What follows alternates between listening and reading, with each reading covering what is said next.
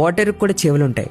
మీరు సరిగ్గానే విన్నారు. ఒక ఎక్స్పెరిమెంట్ తో డాక్టర్ మెసారో ఇమోటో ప్రూవ్ చేశారు. తను 3 గ్లాసెస్ లో ఈక్వల్ గా రైస్ తీసుకొని ఈక్వల్లీ వాటర్ వేస్తాడు. ఇప్పుడు రోజు ఆ 3 గ్లాసుల దగ్గరికి వెళ్లి ఫస్ట్ గ్లాస్ కి థ్యాంక్ యూ, సెకండ్ గ్లాస్ కి you are an idiot and మూడో గ్లాస్ ని పట్టించుకోడు. ఇలా కంటిన్యూస్లీ ఒక నెల రోజులు చేశాక తను గ్లాసెస్ ని చెక్ చేస్తాడు. ఫస్ట్ దాని రైస్ మంచి అరోమాతో ఫర్మెంట్ అవుతాయి. సెకండ్ దాని రైస్ బ్లాక్ గా అయిపోతాయి. అండ్ ఏ రైస్ ని అయితే పట్టించుకోలేదో అవి కుళ్ళిపోతాయి. తన ఎక్స్పెరిమెంట్ కి ప్రకారం పాజిటివ్ వర్డ్స్ అందులోని వాటర్ మాలిక్యూల్స్ ని ఇలా అండ్ నెగిటివ్ వర్డ్స్ ఇలా చేశాయి. డాక్టర్ ఇమోటో ఎన్నో ఎక్స్పెరిమెంట్ చేసి ఎన్నో మైక్రోస్కోపిక్ ఫోటోగ్రఫీ చూసాక ఇలా చెప్పారు. వర్డ్స్ యొక్క వైబ్రేషన్ నీటి యొక్క మాలిక్యూల్స్ ని ఎఫెక్ట్ చేస్తాయి. ఇప్పుడు ఆలోచించాల్సిన విషయం, మన బ్రెయిన్ కూడా 70% వాటర్ తో నిండి ఉంటుంది. ఇంకా మన సంస్కృతంలో కూడా కొన్ని వేల సంవత్సరాల నుంచి ఇది చెప్తున్నారు. పదాల్లో వైబ్రేషన్ ఉంటాయి. మంత్రాలు రాస్తారు, మంత్రాలు బయటికి ఉచ్చరిస్తారు. మనం మనుషులు నోటికైతే తాళం వేయలేం, కానీ మన ఆలోచనలకి వేయగలం. అందుకే